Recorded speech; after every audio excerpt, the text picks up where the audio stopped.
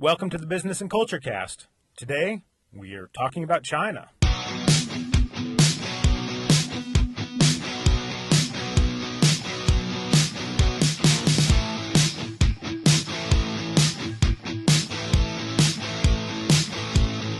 Since today's subject is China, specifically the book Chinese Business Etiquette, a practical pocket guide written by Stefan Verstappen, the guest on our show, I was looking for some Chinese music as a way to highlight their culture and came across this group, Queen C Big Shark, and their song Let's Play.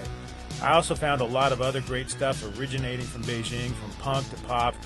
Apparently they've got a thriving music scene there, so check it out next time you go.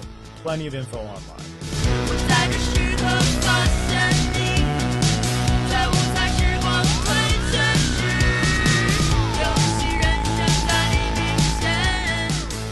About the interview today, don't let the word etiquette fool you. There is much more about Chinese business culture than simple do's and don'ts and dinner party details, and we cover a lot of important topics. The first and most important of which is we tackle the question of why we should make the efforts to learn and or abide by their traditions when they are the ones making such great efforts to accommodate their Western business guests. I think you'll find the reason compelling. And from there we get into the Chinese mindset, Chinese business styles. We go behind the scenes of their decision-making process.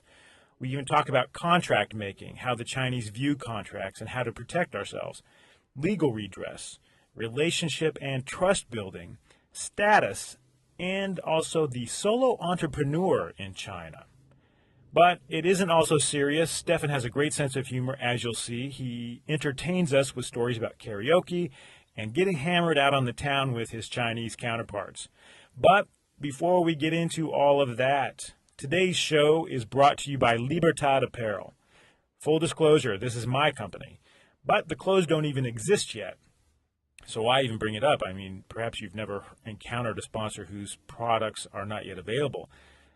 But it ties into the show nicely because this is a real-time international entrepreneurial endeavor. I'm developing these clothes from scratch as we speak. I'm traveling. I'm meeting business people from all over the world, trying to navigate what are sometimes choppy waters. And from time to time, you'll hear me mention my experiences in the interviews as a way to offer real-life examples or to put a finer point on things. I also try to use it to elicit strategies and tips from the guests that are based on current marketplace realities. So, what is Libertad Apparel? Well, it's all about clothing for today's global class. We are not stuck in our offices anymore. We're reaching out to connect with others in person and online. We need high performance that does not compromise elevated style. It's all natural fiber that keeps you looking dignified and fresh on those long plane rides and in changing climates. So if you don't want to look like you live in a cubicle, but you don't want outdoor gear either, then follow along as I create this idea and bring it to life. If you want to follow my ups and downs of this entrepreneurial adventure, check out libertadapparel.com, Libertad apparel.com. And actually, I recently put up the story of the origins of the idea, which date back to the summer of 2004, 10 years ago.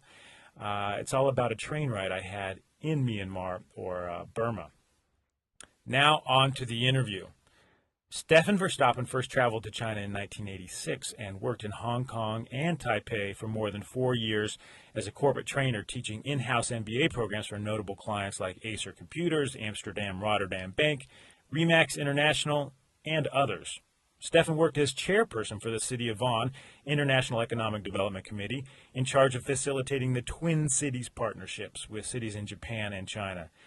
He also served as the public relations liaison for a group of venture capital fund managers on a tour of new industries and development projects from Beijing to Shanghai and Shenzhen. He's got quite a bit of experience. He knows what he's talking about. So, without further ado, here is my interview with Stefan Verstappen.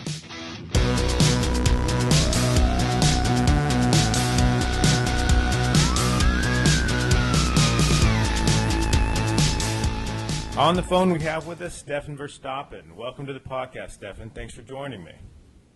Well, thanks for having me on, Kyle. I really appreciate it. You know, in preparation for this interview, I read your book, Chinese Business Etiquette, The Practical Pocket Guide, and I had two reactions.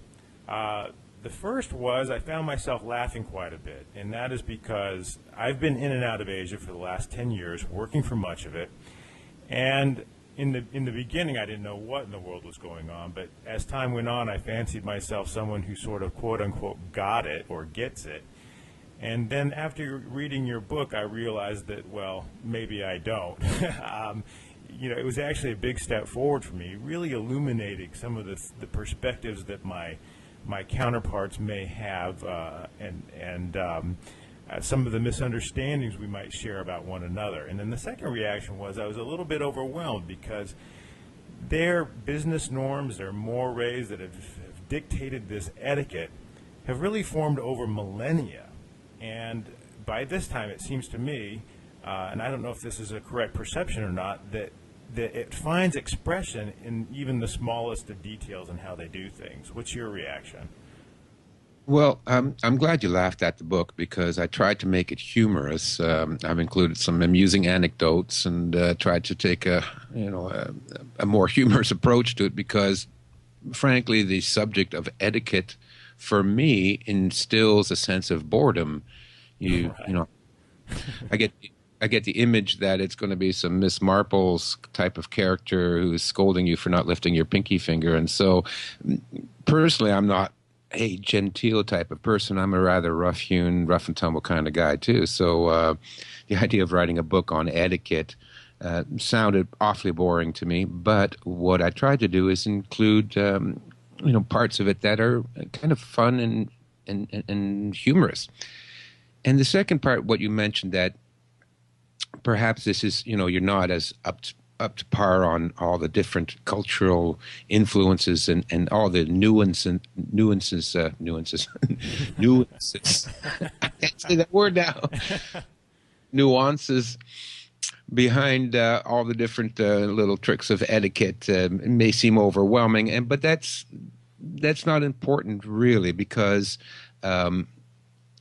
most people don't know the whole background to it anyways, and not even the Chinese themselves. If the Chinese don't really know where some of this comes from, then my next question is this, because whenever I learned about etiquette or heard stories about the way they did things in a foreign country, it was always sort of bracketed by saying you don't want to do A, B, or C because you might offend.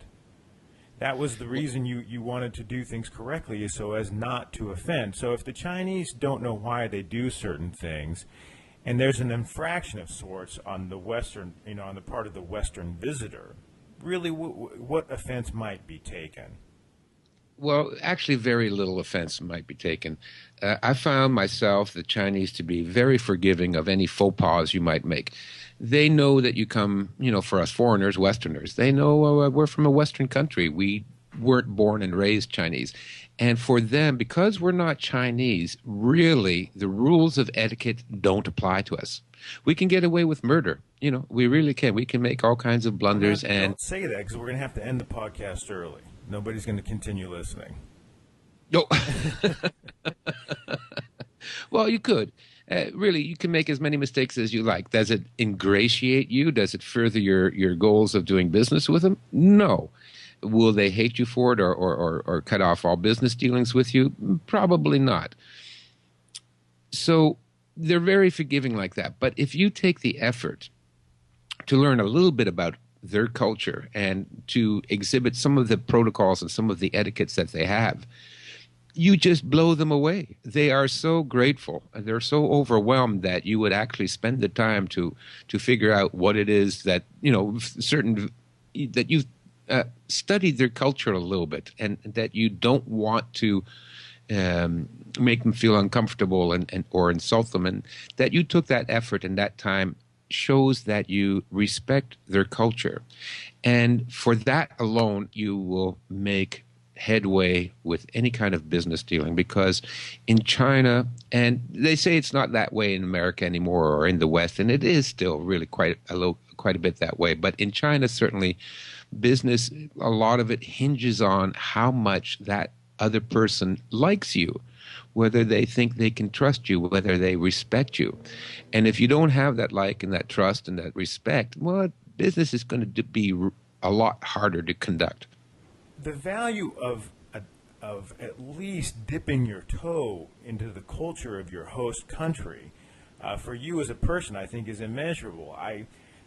For example, in China, they value humility, and humility is a sign of strength. So if you're a Western business person and you're a leader of sorts, there are ways that we convey that we're a leader. Now, we might not be arrogant necessarily. Hopefully we're some kind of actualized person that has gone beyond the arrogant stage of being a person in charge or a dominant person. Yet the Western leadership does not necessarily view humility in the same way that the Chinese would. And as I have been in certain situations where I've been the only foreigner, I've been surrounded, I mentioned earlier I live in Thailand, where, most of my experiences are with the Thai. As I see men that are wealthy and successful and they are genuinely humble, that is a real sign of strength. And you from that, you start to really understand what real leadership is, what being a truly powerful person from the inside out is, when you can be genuinely humble. And you'll never experience that unless you sort of at least dip your toe into the waters of the culture that you're in.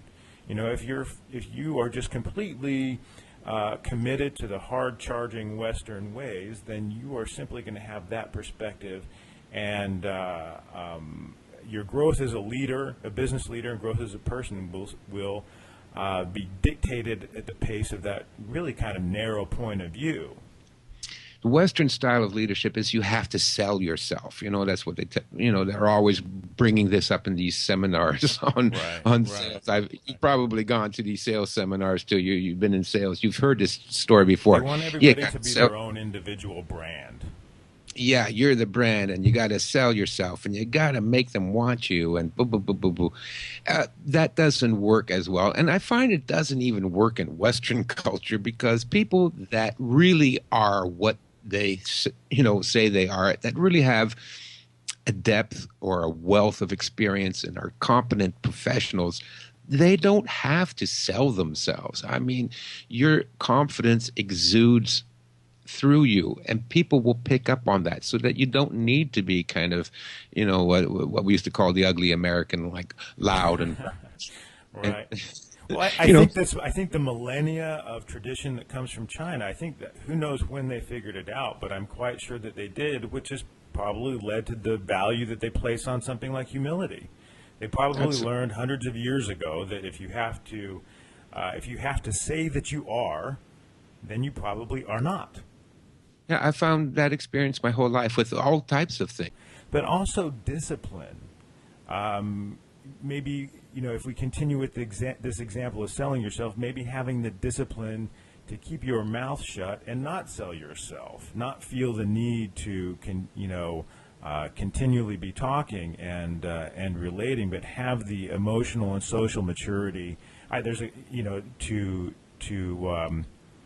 might be getting ahead of myself. I'm thinking specifically of this example in your book, where two business people, one from the West and a Chinese counterpart, if they're sitting in silence, the likelihood that they're both viewing the same experience completely opposite is very high. The Chinese person will regard the silent Western businessman as having the discipline to keep his mouth shut, essentially, and not be selling himself or his products.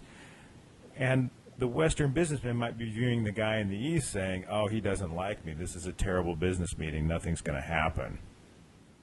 Yeah, I love that story, too. And it's a true story. It's sort of like, imagine you're going out on a date with a girl, and you've just sat down to dinner, and she's ordered, a beer, and then you hit her with, let's go to bed. You know what I mean? Right. I mean, it would be very inappropriate. I mean, you haven't even finished dinner and you're already proposing you're trying to make the sales pitch. And it's the same thing. I mean, you can't just meet a Chinese business person and sit down and have a coffee and then say, well, let's do business. It doesn't work that fast. And it doesn't work that way in the same sense that you wouldn't ask some girl on a date within 5 minutes of the date if they're ready to sleep with you yet. It would be completely inappropriate. So the ability to, just have some discipline and sit back and let things take its time on its own and allow the other person to take the lead in business negotiations. When your Chinese counterpart is ready to discuss business, they'll bring it up. You don't have to push it on them. They know why you're getting together. You're a businessman. They're a businessman. Yeah, We're having a meet. This is another theme that goes through, that pops up periodically in your book, and that is the pace of business or the pace of life in China. Where does this come from? It seems like, everybody wants to make money, and they want to make it now, but it seems that the Chinese have a very long view, and they're not necessarily in a rush to take your money and might actually turn it down. They prefer to do things right instead of doing things quickly. Yeah, that's a long tradition with them, and I think the roots lie in a sort of an agrarian society, and even though they have now transitioned into a really high tech industrial society extremely rapidly. I mean, back in the 60s, they were still an agrarian society. 90% were rural farmers, and now we've sort of transitioned quickly into this industrial powerhouse. But still, those old cultural traditions aren't going to transition that quickly. And in the old agrarian society, they're used to working on a farm. And a farm means that you just work every day, all day, slowly but surely accomplishing your tasks. There's no, timeline, no quick schedule. Here in the West, we are so used to, we've had 100 years or 200 years of industrialization, and we've had 4 or 5 generations that are born and raised into a culture where, time management is second nature to us. We're always, trying to fill our time. We all have schedules and appointments and hours of the day that we have to fill with this and that, and we're, scheduling everything we do. That still has yet to take complete hold there in China, and I think it's a good thing. I really don't think it's necessarily a boon to schedule every minute and every hour of your activities of your life. This is your life. You have to live it, let the time pass. So what would you be, if you were consulting with a business, some business in the West or an individual entrepreneur in the West, they're preparing to go to China, how would you advise them in terms of scheduling and time management if they're looking to do business with the Chinese? Well, despite the fact that they're not on this tight schedule, when you do make an appointment with them, because you've made an appointment and they've agreed to it, you have to be on time. Being late or being tardy is not something that they appreciate. Again, they'll forgive it because you're a Westerner, but it doesn't win you any points. But it's nailing them down to that appointment that can be tricky. And therefore, you have to show a lot of patience before you can nail them down to say, well, now we're going to sit down and discuss this and that, and we'll meet at the office or we'll meet at the factory and we'll do the tour of the factory and so on. That might take a little bit longer. My advice would be to not have hardcore, chiseled in stone goals of what you think you're going to accomplish when you go there. Your first trip or your first initial interaction with the Chinese business community should be one of sort of like a diplomatic mission. You're just going to go and say hello to people and hopefully go out for dinner and maybe even to a karaoke parlor afterwards and sing and have a few drinks. Think of it as going to your relatives for Thanksgiving dinner.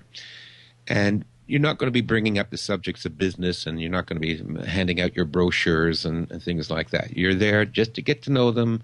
It's a meet and greet type of scenario. Establish that first. Now, this may take a couple of days. It might take a week or two.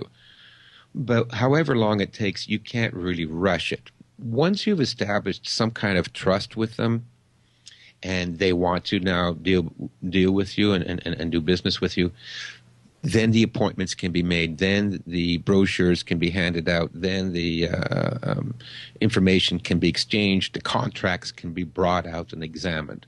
But until you've reached that point where people sort of know you a little bit and they feel comfortable around you, that would be really pushing it too much. So if you're going there for the first time, think about having a good time. Think about getting to know people, having some fun together, having some meals together. But take the idea that you're going to go home with a contract.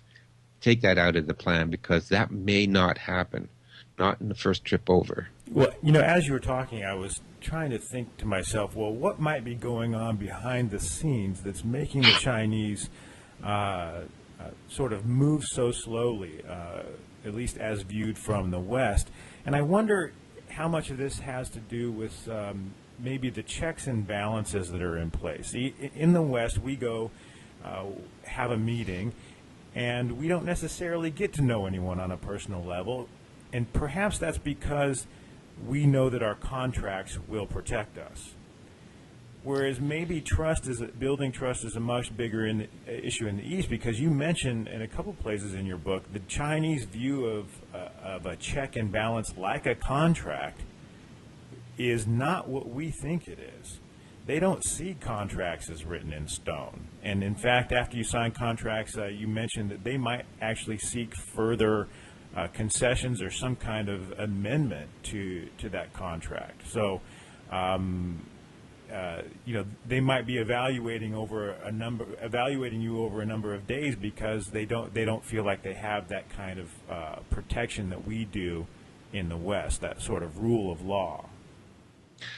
Very good point that you raised there about the contracts. You see, again, their agrarian background and our industrialized background has resulted in two different types of legal systems. In the old Chinese system, there was no copyright, no trademark, no patent, and most contracts weren't really upheld. I mean, if you made a contract, there was no way through a court of law or through the legal system to get redress if the other party broke the contract or did something to against the clauses within that contract. So for the Chinese, a contract is just a piece of paper. And to be honest with you, there's been a lot of problems with that, because here in the West, we have a lot of issues with Chinese companies taking patents and taking trademarks and, quite frankly, infringing on them, because in their culture that hasn't been such a sacrosanct, legal entity as it is here in the West. Here, you break a contract, you take the person to court. There, if you break the contract, well, maybe you could take the person to court, but then, of course, you're involving the government and you're involving civil servants and lawyers and judges, and that all becomes really tricky, because, you need certain connections and you have to have a certain amount of status, and there might even be some graft involved, and it's very expensive. So they're not likely to resort to legal actions if you break a contract with them, and vice versa. If they break a contract, they don't expect that they're going to get sued. And right now in China, if they break a contract, as a Westerner doing business there, you have no recourse. You cannot go anywhere and get recourse if someone else broke the contract. So it's a piece of paper. So what do you trust? You trust the person that you're dealing with. If you can't trust the person, then for them the contract doesn't mean anything. So again, the importance of trying to understand their point of view, getting to know them one-on-one, that they like you as a person, that you can let your hair down, that you can, it was a common thing for me there in China. They love to take Westerners to a karaoke place and try and get you hammered. What's your go-to song, Stefan? When you with the mic in hand, what do you sing? Oh no, I can't sing. So I have no go-to song. I'm a terrible singer, and no amount of drink could get me up there to sing. I'm sorry, and it's bad. I should have gone and sung, but I just, I'm a little bit bashful that way, and I certainly don't want to inflict my voice on anyone. So yeah, they would take you out, but Westerners have a notorious propensity to be able to drink a lot and not get as drunk. So they would take me out and try and get me drunk, and a lot of times I'd have to pretend being a little bit drunk, and slur my words so that they thought I really was drunk. God knows if they knew how much liquor I could really hold, I'd really start to scare them. But it's like the old saying, never trust somebody that you haven't gotten drunk with. And they expect that when you have had some drinks and you're in a social situation, that you will let your mask down a little bit. And therefore, they can see who you really are. So instead of putting on this professional facade all the time, they don't really want to see the professional facade all the time. They want you to be able to get a little bit silly. They want you to not be afraid of looking stupid once in a while. It shows that you're human, and then when they see that in you, they have a better idea of what your character is. And now if they like you, now we can do a business, and now we can sign a contract. Because again, that contract's not going to be binding, but the fact that they like you will be more powerful and more binding than the contract you might sign with somebody they don't like. So we're talking about how they're evaluating somebody from the West, and let's assume that they say, we like this person, we're going to do business with this person. They've passed our tests, we think they're honorable, and so forth. What can we from the West now expect from them? Now, you're a team. They're working for you, but you're working for them, and you're a joint partnership is basically how they would view that.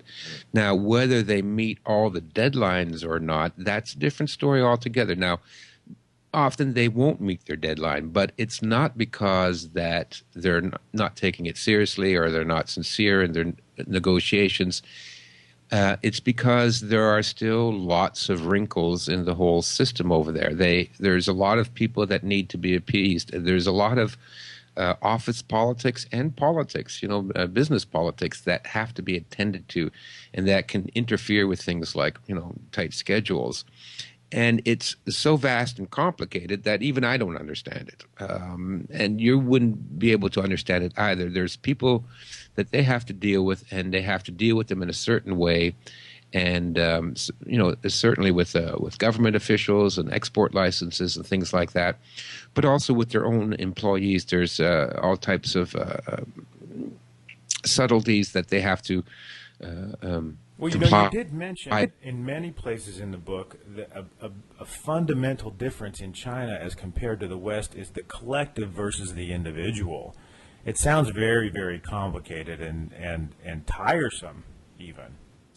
Yeah, and that's where a lot of this comes in, is the collectivism. And again, this is, some people say it's a holdover from communism, but no, actually the collectivism is part of the ancient Chinese tradition, because they were always organized into, villages and townships, and because they were largely an agrarian society for most of their history. And living in a village or in a small town, everything is done by community consensus.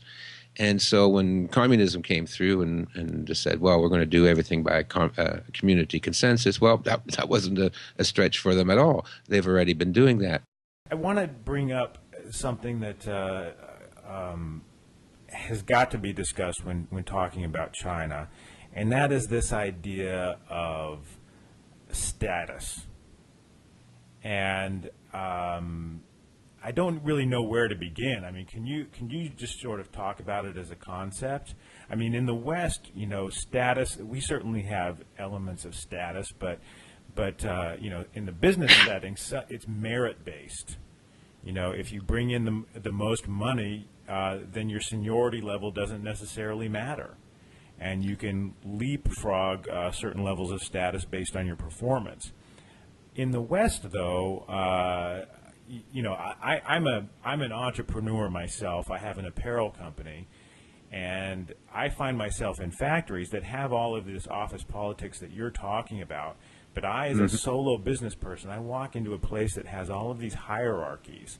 How do I deal with that? I find, I never really know who I'm dealing with. You know, I certainly know that they are, let's say, an export manager, which is a sales position, but I have no idea how much authority they have, and sometimes I wonder, you know, if who I'm dealing with, if I'm dealing with somebody that's not particularly competent, I'm wondering if they've matched me with that person because of how they perceive me, you know, and the amount of money that I mean to them. Is that an accurate way to look at it, or am I way off base?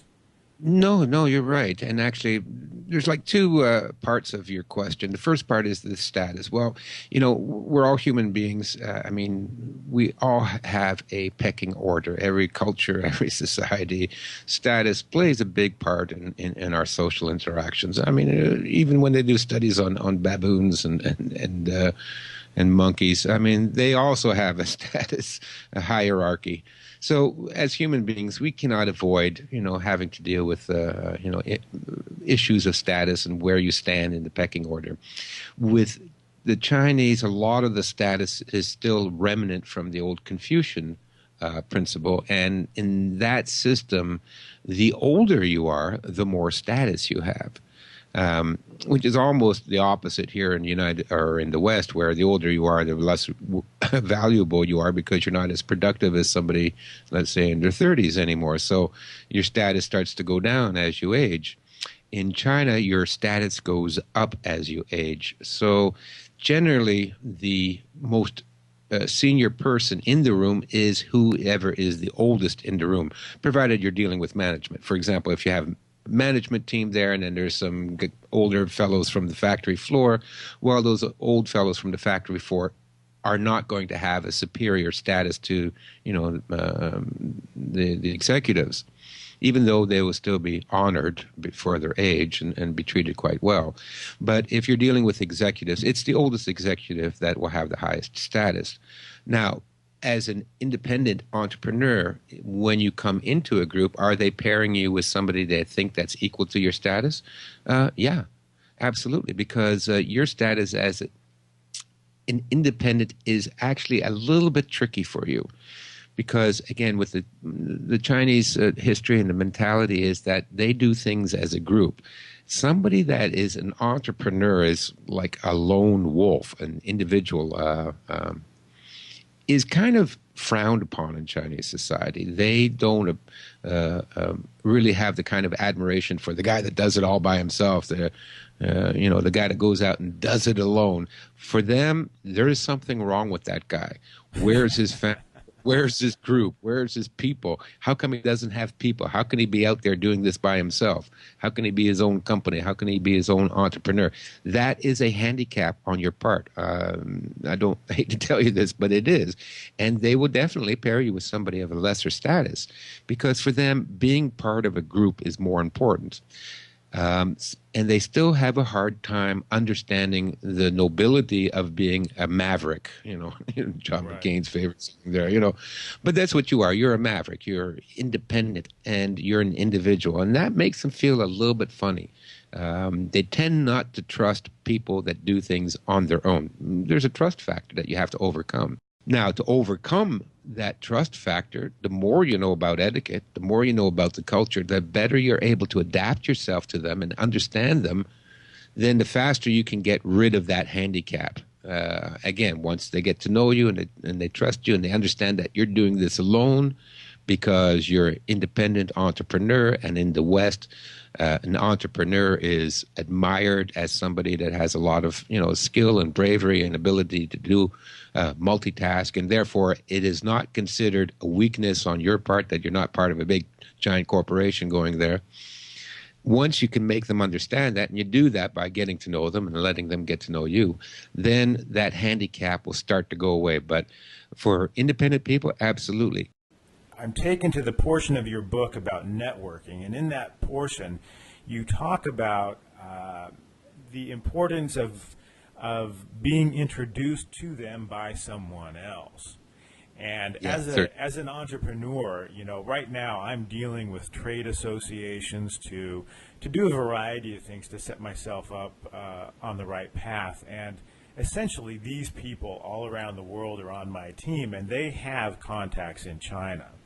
And it's not necessarily me picking up the phone and calling into a Chinese company saying, who do I speak to?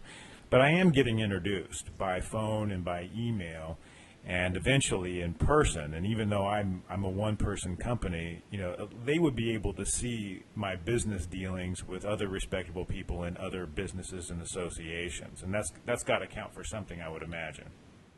Yeah, that is the way to go. You really can't do it any other way. An independent entrepreneur cannot, just land at the airport there and think he's going to do something. It's not going to work that way. You'll get nowhere. So you do have to go through an intermediary. Now, there's a lot of, there's probably hundreds of companies in China that offer those types of services. You might have to ask around. Probably the best thing to do would be speak to any expats that are already doing business there and ask them what company they're using. But these are companies that are set up specifically to help you integrate with a Chinese company. And you go through them and you hire them, and they will make the phone calls and they will make the introductions. So you don't have to do the cold calling yourself. They'll do it for you, and it's much better off for them to do it anyways because, as you said, it's better that you are introduced to any potential clients by a third person, and preferably, of course, a Chinese person that can, is fluent in the local dialect. And once you use them to make the introductions, it's a lot better. As a matter of fact, there is no other way to do that. You have to find somebody to be a middleman for you, at least to the opening introductions. Now, that can be friends that you know, if you're friends with some Chinese people that live there and they're willing to make some introductions for you, that would be good. If there's another company that's doing business there that you do business with back in the West, then ask them if they would act as intermediary. And the last resort is to actually hire one of those intermediary type companies. And but there's no other way of doing it. You have to go through one of these types of channels. Well, Stefan, that's valuable information. And as we wrap up this interview, I like what we've talked about. Considering the fact that China is changing so fast, I don't want to say it's not worth it to get into the details and particulars of daily interactions or into the minutia. It is valuable, but that's really where things are changing. So knowing really on a conceptual level, knowing the mindset of our Chinese counterparts, it sounds to me like this is sort of the compass we can use to navigate our way through dealing with the Chinese. This will kind of give us an understanding of how and why they're doing things so that we can view it as part of their process in an attempt to establish relationship rather than them being sort of shrewd, or maybe being perceived another way, being perceived as being disinterested in you or out and out dishonest, which I think, they get labeled with that sometimes because people don't understand their process and why they do what they're doing. Sure. And you know what? The funny thing is, though, that sort of mindset applies to everybody from every culture. They think the Japanese are being shrewd. Japanese think the Chinese are being shrewd, and the Chinese think that Westerners are being shrewd and sneaky because, that's the nature of business. Everybody's trying to be shrewd. Everybody's trying to figure out the angle. You can't escape it. It's just with every culture and in every country. I would say that if you do find or you do start to think that maybe they're being dishonest with you, not to take that personally. It may be due to a lot of reasons, like I said earlier, with the networking and with the community making a decision. They also have pressures on them that you might not know about. For example, I knew an eyeglass manufacturer, sunglasses, and they had them manufactured in Taiwan and exported to the United States. And then his distributor said, "Listen, we got to come down another 5 cents on the glasses." So he went back to the factory in Taiwan, and he said, "Look, we have to come down 5 cents on the glasses." He said, "No, we can't do that because that'll take away from the workers' pension fund." And they're going, "What do you mean the workers' pension fund?" Well, it turned out that the whole time the manufacturer has been adding 5% onto the cost of glasses, which went to a pension fund for all the workers in the factory. That was just a given that they all would do that. And the Westerner was thinking he was being screwed for an extra 5%, but he wasn't being screwed for an extra 5%. That was the nature of doing business there. You had to, some portion of that money had to go back to the workers. Now, this applied in Taiwan, and I doubt it applies as much in mainland China. But again, you don't know what all the subtleties of the business is. And so it might not be personal. If you think you're being dealt with in a shady manner, I wouldn't take it personally. You don't know everything that's going on behind the scenes. And so long as you're happy with the business deal, then that's fine. Then go with it. Well, I think that kind of brings us full circle. When we opened the discussion, we talked about really what is the value of getting to understand another culture through its etiquette and knowing their history, their point of view. When they're making so many overtures towards the West to accommodate us and can really just make us feel like, well, we don't need to pay attention to them at all. Well, really, this is the value right here, because we are inevitably going to encounter some kind of manifestation of what's going on with them behind the scenes. And unless we understand them, unless we sort of step their direction and make that effort, we are left to whatever wild imagination we have there is about what is going on, and chances are we will have it completely wrong. And so to kind of maintain relationship and sort of just a positive atmosphere, it's worthwhile to know what we don't know and use what we do know to sort of evaluate things to the best of our ability. Absolutely, and you don't really have to spend a lot of time on it either. I mean, the book Chinese Business Etiquette it's a very small book, but it already gives you more than enough information that you would need. So even with a little bit of understanding, a little bit of knowledge of the history and the culture, that already goes so far. It goes a long way that you don't have to become an expert by any means, and it's not necessary, because a slight effort on your part, like I said, it goes a long way. Well, tell us where we can buy the book. I think on Amazon and at the website for the publisher, which is Stonebridge Press out of Berkeley. But probably Amazon is your best bet. And let's see, if they're going to look you up by author, your name is spelled Verstappen. Yes, that's correct. Verstappen. So, well, fantastic. And if somebody wants to get in touch with you, do they do that through a website? Probably the best thing would be just to email me, and that is sverstappen@yahoo.com. Well, Stefan, thank you so much for your time. It's been a fun conversation and really enlightening, and the book was of particular value to me currently as I'm doing business with companies outside of Shanghai. I feel like I'm locked and loaded and in a much better position. Oh, I'm glad it was of some benefit to you, Kyle. I really do. Well, best of luck to you, and hope to talk to you again sometime in the future. Okay, Kyle. Take care.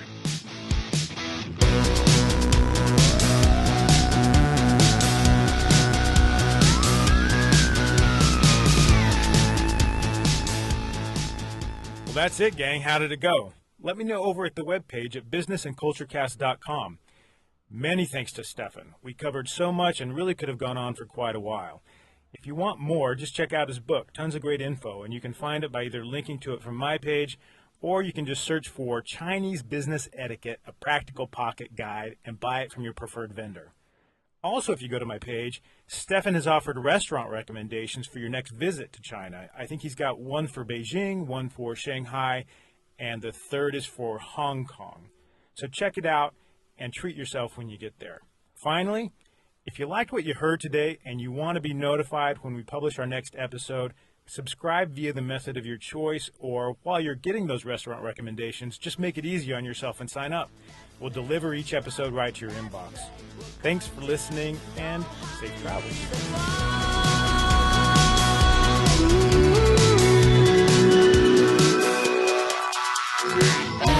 Easy, don't